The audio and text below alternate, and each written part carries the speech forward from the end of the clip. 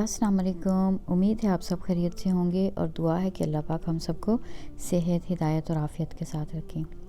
तो अगर आप काफ़ी अरसे से मेहनत कर रहे हैं और कामयाबी नहीं मिल रही और काफ़ी अरसे से बीमार हैं और सेहतमंद नहीं हो रहे, या बच्चों की शादियों के लिए बहुत कोशिश कर रहे हैं लेकिन कोई सबब नहीं बन रहा, और बहुत ही अपनी तरफ से मेहनत और कोशिश कर रहे हैं लेकिन कोई अच्छी जॉब नहीं मिल रही, कोई रोज़गार नहीं मिल रहा, तो इस तरह के मसाइल का सामना करते हुए ना हम बहुत सी सोचें सोचने लग जाते हैं। और इन सब में अल्लाह की ज़ात ये देख रही होती है कि इस इंसान को मुझसे क्या गुमान है, क्या ये मुझसे नाउम्मीद हो रहा है या इसको मेरी रहमत से उम्मीद है। क्योंकि अल्लाह की ज़ात खुद कुरान पाक में फ़रमाती है ना, ला तक़नतू मिन रहमती, कि तुम मेरी रहमत से मायूस नहीं हो। बस वो कहता है तुम मुझसे मांगो तो सही। इस बात को हम यूँ समझ लेते हैं कि देखें, जब एक माँ अपने बच्चे को नाखुश और नाकाम नहीं देख सकती ना, तो वो जो 70 माँओं से बढ़ के प्यार करने वाला रब है, वो हमें कैसे नाकाम और नाखुश देख सकता है। तो बस वो हमारे सब्र और शुक्र को आज़माता है। तो जब तहज्जुद के वक्त में सारी कायनात सो रही होती है ना, उस वक्त वो रब कहता है कि मैं आसमानी दुनिया पे होता हूँ, यानी करीब होके तुम्हें सुनता हूँ। तो अगर हम उस वक्त गिड़गिड़ा कर अल्लाह पाक से मांगें तो उस वक्त अल्लाह पाक से हमारी मांगी हुई हर दुआ जो है बहुत जल्द कबूल कर ली जाती है। और ये आज की बात मैं इसलिए कर रही हूँ कि अभी देखें, हमारे पास इतना बाबरकत रमज़ानुल मुबारक का महीना जो आने वाला है, तो उसमें हम कम से कम इस महीने में तो हम तहज्जुद जो है ना वो पढ़ सकते हैं। तो अल्लाह पाक हमें ये तौफ़ीक दें कि हम इसमें अल्लाह पाक की खूब इबादत भी करें और अपने लिए ढेर सारी जो है वो दुआएं भी कर सकें। तो आज जो आप व्लॉग की तरफ वापस आते हैं, आज ये सब जो आप देख रहे हैं ये बस कुछ तैयारी चल रही है हमारी। आप सब जानते हैं कि यहाँ पे मेरी एक कज़न सिस्टर रहती हैं। असल में वो मेरे हस्बैंड की कज़न है, उन्हें आना था। तो बस उनकी बेटी जो हैं वो अभी जैसे 1 ईयर की हुई थी, उनकी बर्थडे भी गुजरी है रिसेंटली, और वैसे भी मेहमान के तौर पे उन्हें आना था। तो ये कुछ उनकी बेटी के लिए कपड़े जो है वो मैंने ऑनलाइन ही ऑर्डर किए हुए थे, तो उनको पैक किया है। और स्वीट जो है वो हम यही होता है कि अगर एक दिन पहले से बना रखें। तो जनाब ये बड़े अरसे से हमने सवैयाँ नहीं बनाई हुई थी, शीर खुरमा नहीं बना था।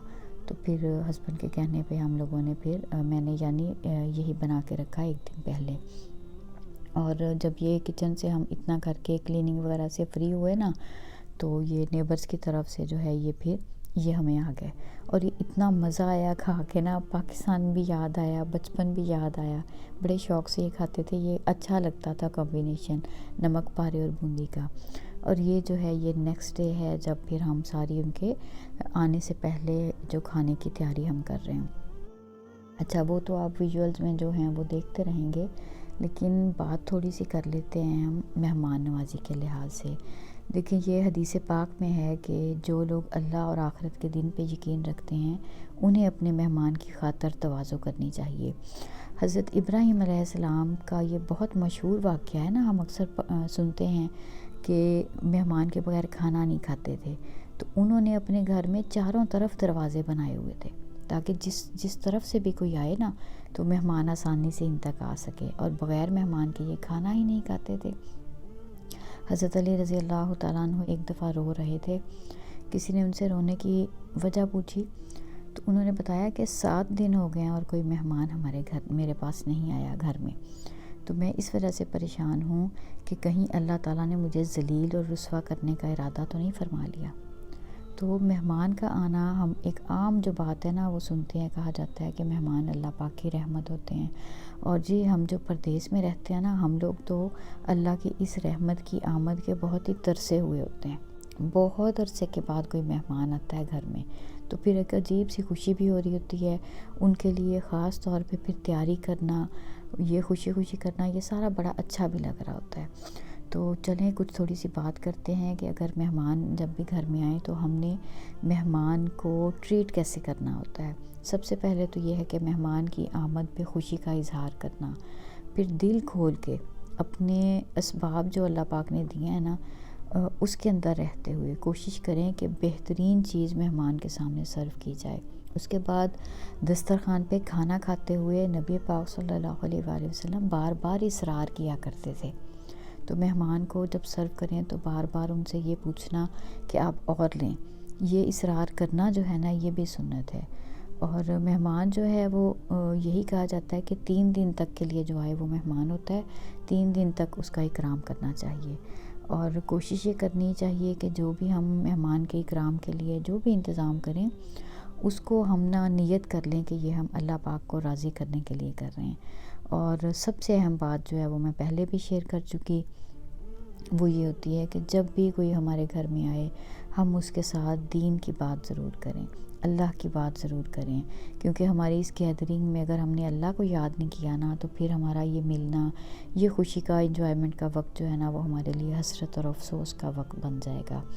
اور اس کے علاوہ یہ کہ تحفہ دینا یہ بھی سنت ہے. تو جیسے میں نے ان کی بیٹی کے لیے کچھ کپڑے آرڈر کیے ہوئے تھے تو وہ بھی بچوں کے لیے چھوٹی چھوٹی چیزیں لے کے آئیں. تو بچے بھی خوش ہو جاتے ہیں اور وہ خود بھی بہت خوش ہو جاتی ہیں نا کہ میں ان کی پھپھو ہوں، میں ان کے پاس آ رہی ہوں.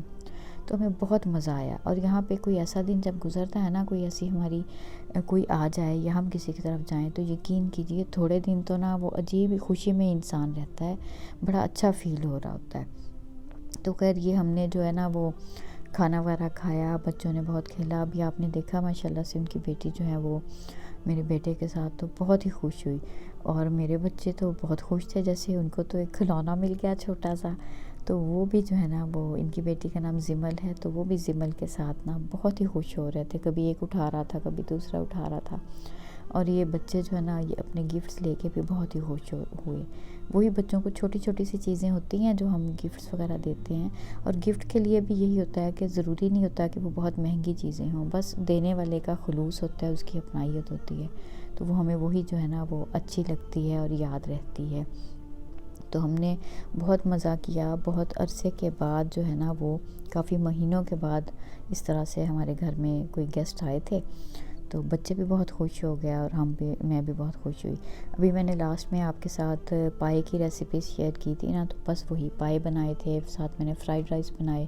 اور ابھی کلپ میں نے آپ کو دکھایا کہ فرائیڈ رائس بناتے ہوئے نا مٹر اور کارن اور کیبج میری وہ جو سائڈ پہ رکھی ہوئی تھی وہ ایسی بھولی ہوں کہ وہ اندر ڈالنا ہی میں بھول گئی. اور میں نے جب وہ ڈش آؤٹ بھی کر لیے رائس تو پھر میں نے دیکھا وہ سائڈ پہ پڑے تھے. تو خیر باقی ساری چیزیں تو پھر سیلڈ بھی بنایا اور سب جو ہے وہ بہت اچھے سے ہو گیا. پھر بچوں نے کہا کہ کولڈ کافی بنا لیں، وہ بنائی. پھر اینڈ میں جو ہے چائے تو ضرور، چائے تو اس کے بغیر تو پاکستانیوں کا گزارا ہی نہیں ہے. تو اینڈ میں خیر نہ وہ چائے وغیرہ پی تو وہ بڑی خوشی خوشی مہمان چلے گئے. تو بہت مزے کا ایک دن ہم نے گزارا. بہت اللہ پاک کا شکر ادا کیا. اللہ پاک ایسی خوشیاں ہم سب کو نصیب کریں اور ہمیں اپنے اعمال کی اصلاح کی فکر دے دیں. انشاءاللہ ملتے ہیں کسی اگلے ولاگ میں. اللہ حافظ.